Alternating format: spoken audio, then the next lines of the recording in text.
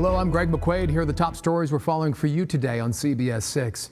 The University of Virginia will hold a memorial service later today to honor the lives of the 3 people killed and the 2 hurt in Sunday's shootings on school grounds.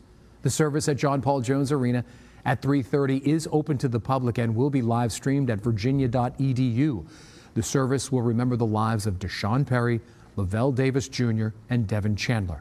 The 3 players killed last weekend, and the UVA's annual fun run this morning is dedicated to their memory as well. Our Maggie Marshall will be heading to the memorial, and she'll have a recap during our evening newscasts.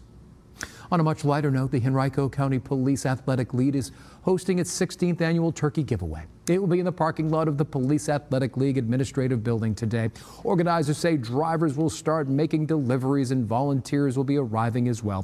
500 turkeys and Thanksgiving boxes are expected to be delivered to families. Hello, Michael Stone. Hello, Greg. Thanks for not saying hello, turkey. There's one over there. For today, mid-upper 40s and low 50s with a good deal of sunshine. For tonight, it's going to be chilly again with lows in the 20s to around 30.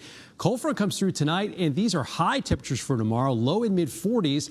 But when you factor in the breeze, it's going to feel like the 20s and 30s most of the day.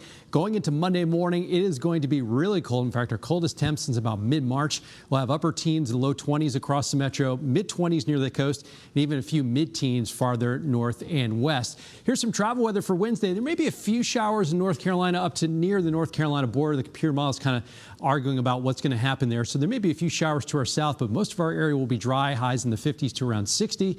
For Thanksgiving Day itself, we'll just have some clouds around with highs in the 50s to around 60. And then our next chance of rain moves into the area on Friday. There'll even be some snow showers in the higher elevations of West Virginia.